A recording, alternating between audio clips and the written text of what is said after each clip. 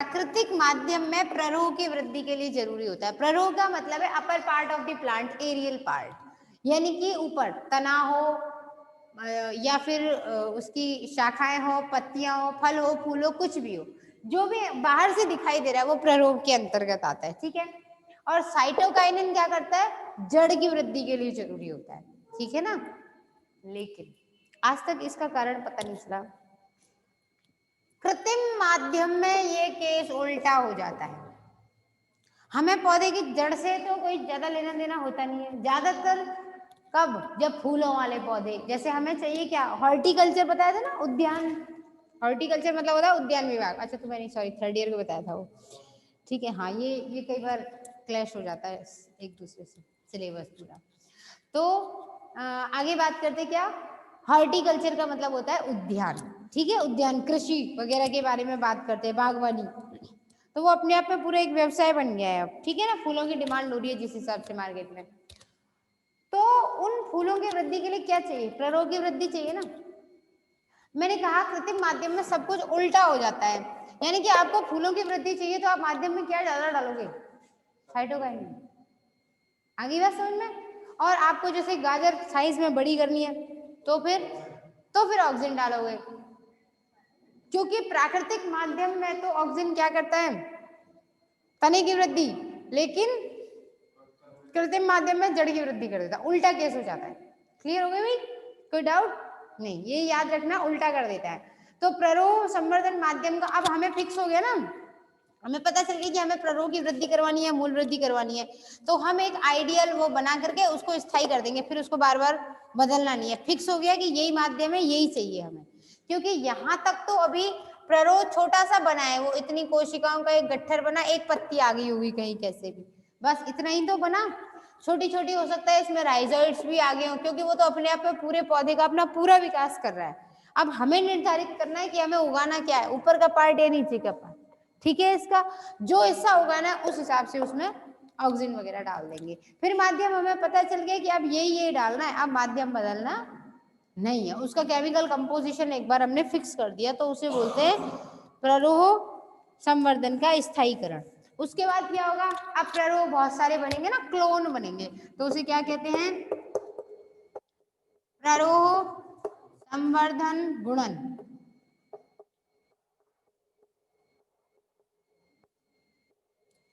ठीक है, प्ररोह संवर्धन गुणन हो गया। गुणन होने के बाद क्या होगा?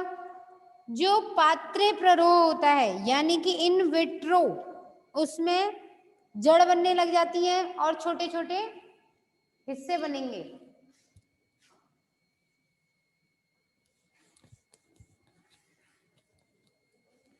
पात्रे को क्या कहते हैं? पात्र, इन विट्रो। इन विट्रो शब्द का मतलब क्या है? देखो, विट्रो, इन मतलब अंदर, विट्रो, विट्रो मतलब होता है ग्लास, विट्रस वर्ड से आया है, ग्लास, कांच के अंदर। ठीक है। और इन वीवो, वीवो मतलब बाहर, धरातल पे। ठीक है, धरातल को ये कोई ब्रह्मांड में नहीं बन रहा, वो भी धरातल पर ही बन रहा है, पर वो लैब में बन रहा है कृत्रिम स्थितियों में, और ये है प्राकृतिक स्थिति में। ठीक है। विट्रो वर्ड विट्रस से आया, विट्रो का मतलब था ग्लास, ग्लास मतलब कांच। पानी पीने वाला जो गिलास होता है ना, उसे बोलने लग गए हम लोग गिलास, बाकी उसका इंग्लिश में मतलब होता है क्या? टम्बलर। ठीक है। वो तो ये है कि अंग्रेज लेके आए उसे, अपने यहाँ तो लोटा होते थे, पात्र होते थे, है ना, चाहे वो, अब तो केवल कचरा पात्र रह गया है, पात्र बोलते ही नहीं है अब तो। ठीक है ना। तो अपने यहाँ तो पात्र होते थे, चाहे वो मिट्टी का हो, चाहे वो लकड़ी का हो, चाहे वो जिसका भी हो, मेटल का होता था, है ना। तो अंग्रेज वगैरह के हिसाब से तो वो कांच का ही लेके आए जो अपने साथ लाए पीने का, तो इतना ही समझते, उसी हिसाब से वर्ड्स चलते चले गए। ठीक है ना। तो उसको अब हम लोग भी स्टील, गिलास और फिर स्टील का, अरे गिलास तो है ही कांच, फिर उसमें स्टील कहाँ से आई? ठीक है ना। तो ये कुछ भ्रांतियां हैं, समस्याएं हैं। तो प्ररोह संवर्धन गुणन के लिए इन विट्रो यानी ग्लास, कांच के बर्तनों में क्या करेंगे?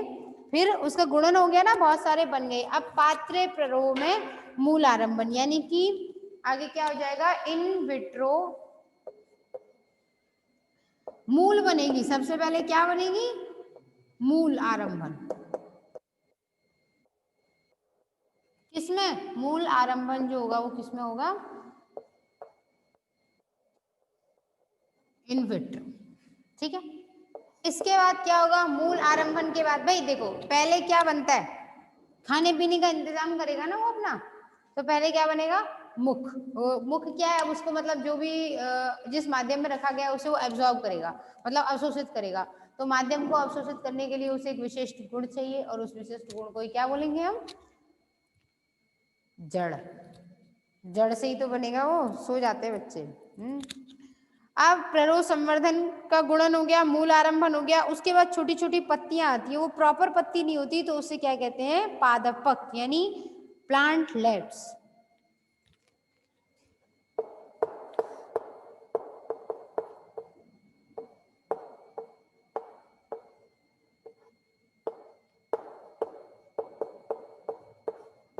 यानी कि जड़ है ये उसमें, अब छोटे छोटे लीफलेट और आ गई उसके अंदर, है ना, प्लांटलेट्स एक तरीके से।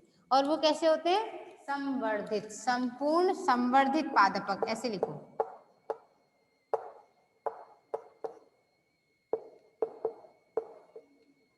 पादपक का मतलब होता है प्लांटलेट्स, मतलब लेट इट प्लांट, माना कि ये प्लांट है, इस स्थिति से समझो आप इसको। ठीक है, पूर्ण रूप से वो पौधा नहीं बनाया, तो छोटी छोटी पत्तियां हैं।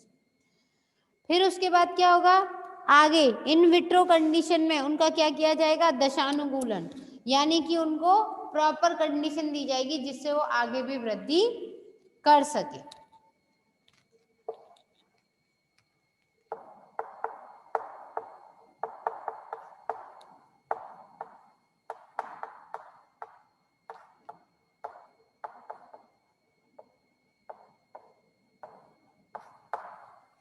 कृत्रिम रूप से देंगे उनको, ठीक है ना। कहां पर, कृत्रिम का मतलब हो जाएगा क्या, in vitro, in lab, lab में उगा दिया। लैब में उगाने के बाद अब क्या होगा, देखो भाई इस मामले में हम बहुत लकी हैं कि हम भारत देश के निवासी, है ना, हो कि नहीं हो, मानते हो इस बात को, मानते, हमसे अच्छा कौन है ना। देखो भाई क्यों, क्योंकि भारत में सभी तरीके की जलवायु है, ठंडी, गर्म, है ना, और नॉर्मल। और इस मामले में राजस्थान तो अपना और भी अच्छा है, एक तरफ बीकानेर और जोधपुर की गर्मी है, और दूसरी तरफ माउंट आबू की सर्दी है, और एक तरफ अपना भरतपुर धौलपुर का एरिया, यहाँ सर्दी भी है और गर्मी भी है कि नहीं है। हाँ, मच्छरों के मामले में भरतपुर अग्रणी है। तो दशानुकूलित पौधों को क्या किया जाता है, प्राकृतिक वातावरण में स्थानांतरण।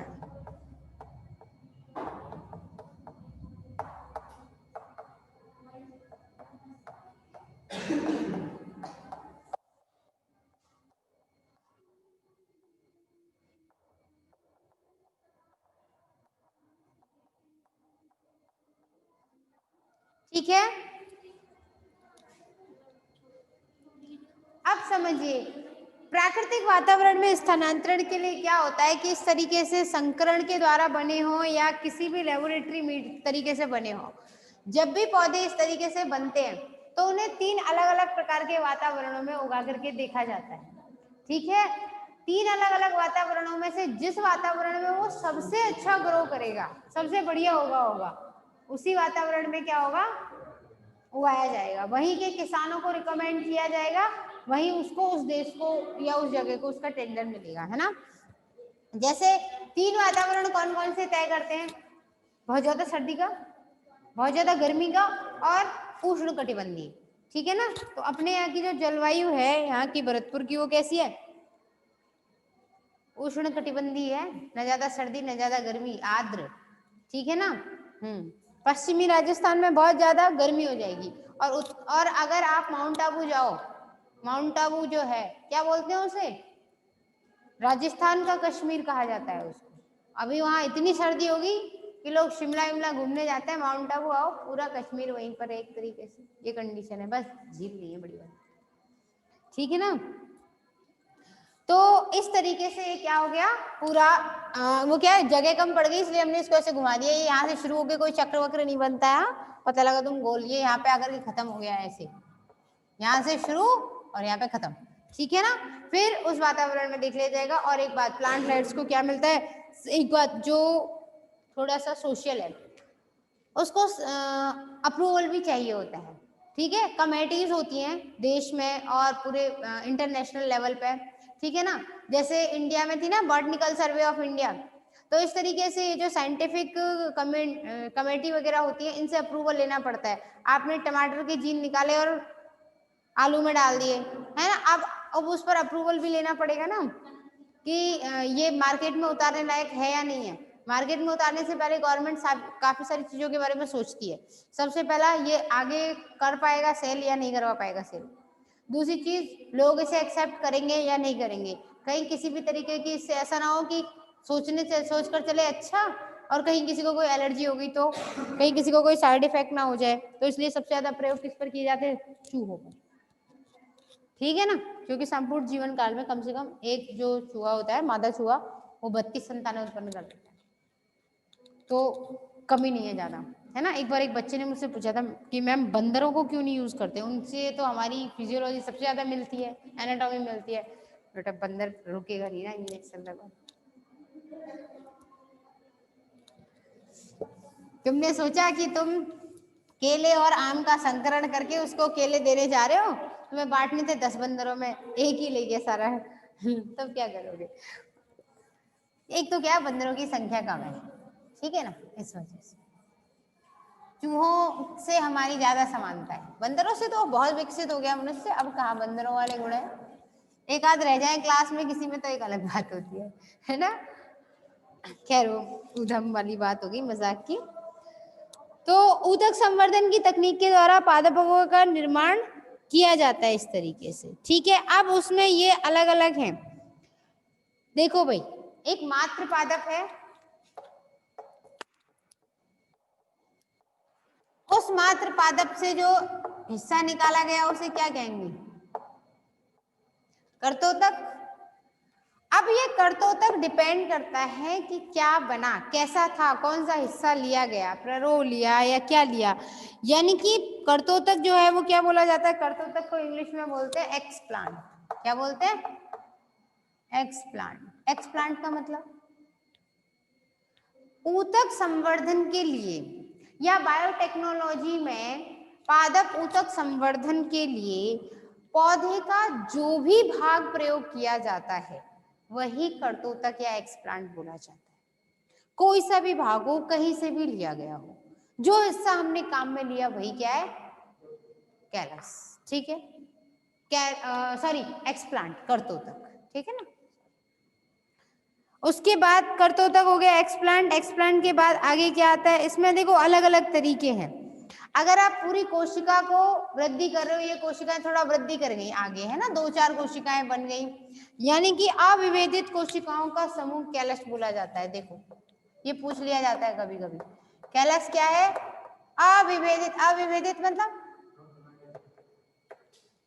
नॉट डिफरेंशिएटेड, डिवाइडेड तो है सेल्स, डिफरेंशिएटेड नहीं है।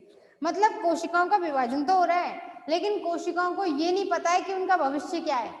उन्हें तना बनाना है, जड़ बनानी है, पत्ती बनानी है, कौन सा भाग बनाना है, नॉन डिफरेंशिएटेड, अविभेदित कोशिका समूह।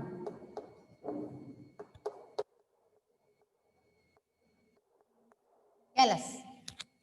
और अगर कैलस नहीं है, पूरी कोशिकाएं बहुत सारी आपको विभाजित नहीं करनी है, सारी कोशिकाओं में आपने सेल्यूलेज एंजाइम डाल दिया। क्या डाल दिया, सेल्यूलेज। कल आपको डीएनए निकालने का तरीका बताया था, डीएनए निकालने के तरीके में आपने क्या पढ़ा कि हमने क्या डाला था, उस पपीते या केले या जिसका भी निकालना है आपको, उसमें सरफ डाल दिया था और लिक्विड डाला था, लिक्विड डिटर्जेंट ईजी फीजी जो डालना है। क्यों, क्योंकि उनके अंदर ऐसे केमिकल्स होते हैं जो कोशिका की कोशिका भित्ति को गला देते हैं, क्योंकि कोशिका भित्ति ही हार्ड होती है, बाकी नहीं होती चीजें। जब कोशिका भित्ति गल जाएगी तभी तो उसमें से डीएनए वगैरह सब बाहर निकल के आएगा। सब कुछ हमने गला दिया ना, खत्म कर दिया, तभी तो डीएनए एक अकेला सुरक्षित बचा हमारे सामने। तो इसलिए कोशिका भित्ति को गलाने के लिए सेल्यूलोज का बना है ना कोशिका भित्ति, तो सेल्यूलेज एंजाइम डालेंगे। ठीक है, देखो समझना, एंजाइम का मतलब क्या है, वो प्रोटीन जो किसी भी जैविक क्रिया को क्या कर देती है, तुरंत बढ़ा देती है, जल्दी कर देगी, उसके रेट ऑफ रिएक्शन को बदल देगी। दूसरी चीज क्या किया जाएगा, उसमें कोई उसका नामकरण कैसे किया जाता है, जिस अभिकारक पे वो काम कर रहा है एंजाइम, उसके पीछे एज लगा के उसका नामकरण किया जाता है।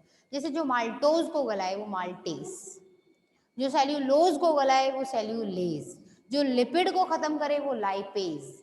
आगे बात समझ में? तो इस तरीके से, तो यहाँ पे अगर आपने कोशिका भित्ति गला दी तो क्या बना, प्रोटोप्लास्ट। बोलो, प्रोटोप्लास्ट है। अब उस प्रोटोप्लास्ट में क्या होगा, उस प्रोटोप्लास्ट का भी संवर्धन किया जाता है, दूसरा कैलक्स का भी किया जा सकता है।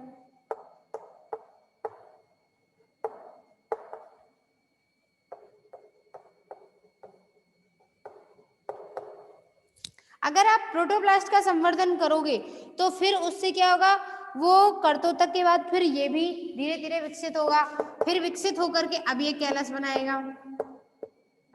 क्यों, पहले कोशिका भित्ति हटा रहे हो, फिर दोबारा अपने आप वो बना रहा है, क्या जरूरत है इतनी समस्या खड़ी करने की।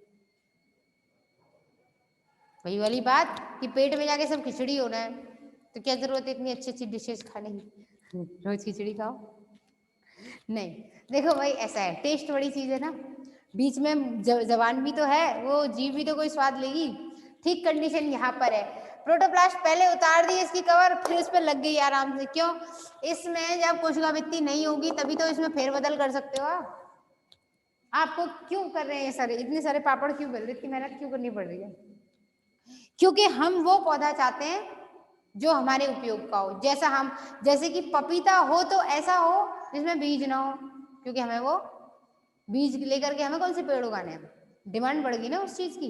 अनिषेक फलन ये सब पढ़ोगे आप लोग थर्ड ईयर में, यानी कि पौधा, हाँ ऐसे पपीते चाहिए जिसमें बीज नहीं हो, क्योंकि हम क्या करें, हमें तो चाट खानी है, खाया पिया छुट्टी, बीज कहीं भी गिर जाएंगे क्या मतलब है, डाबर की रोड पे गिर भी गया तो क्या उखाड़, क्या कौन सा वो पौधा बन जाएगा उसका, है कि, तो ऐसा तो है नहीं कि पत्थरों को उखाड़ के भी वो पौधा बन जाएगा, कोई बनने से रहा, तो वो वेस्ट होता है और उसका वजन बढ़ रहा है, तोल के पैसे हमें पूरे देने पड़ रहे हैं, तो डिमांड बढ़ गई, लोगों की सोच बदल गई।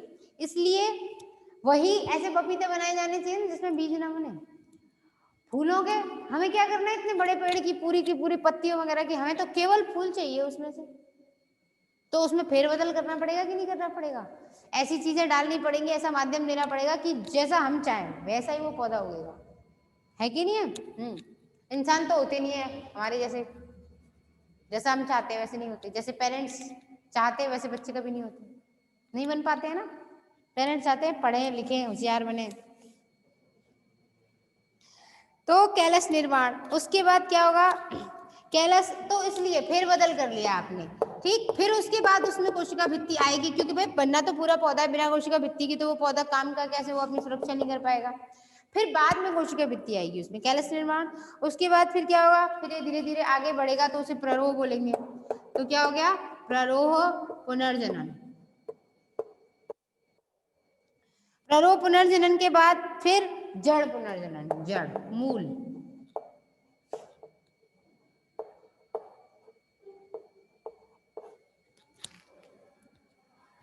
जड़ के बाद फिर ऊतक संवर्धित पादप,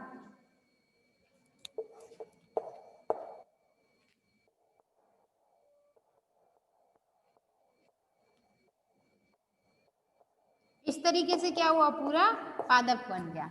अच्छा, कर्तोतक से भ्रूण भी बनता है, मतलब कर्तोतक को आपने ऐसे विकसित किया कि भ्रूण बन गया, तो उसे क्या बोलेंगे, वहां कोई मतलब युग्मक नहीं बने, युग्मकों का कोई युग्मन नहीं हुआ, मतलब निषेचन नहीं हुआ, कुछ नहीं हुआ, तो ऐसा जो भ्रूण होगा उसे क्या बोलेंगे, कायिक भ्रूण।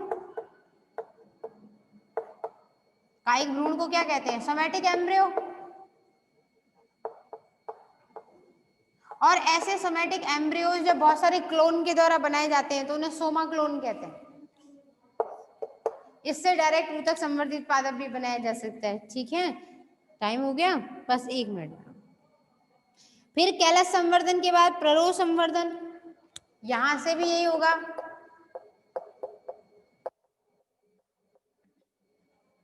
या तो ये कैलस सीधे प्ररोह में बदल जाए या फिर ये कोशिका जो है वो कल्चर के अंदर डूब जाए अच्छी तरीके से, तो उसे हम बोलेंगे क्या, कोशिका निलंबन। यानी कि इस बार आपने निलंबन का मतलब हो गया कि लिक्विड मीडियम लिया था, ठोस एगार एगार वाला नहीं लिया था। तो कोशिका निलंबन संवर्धन हो गया। उसके बाद कायिक भ्रूण का गुणन,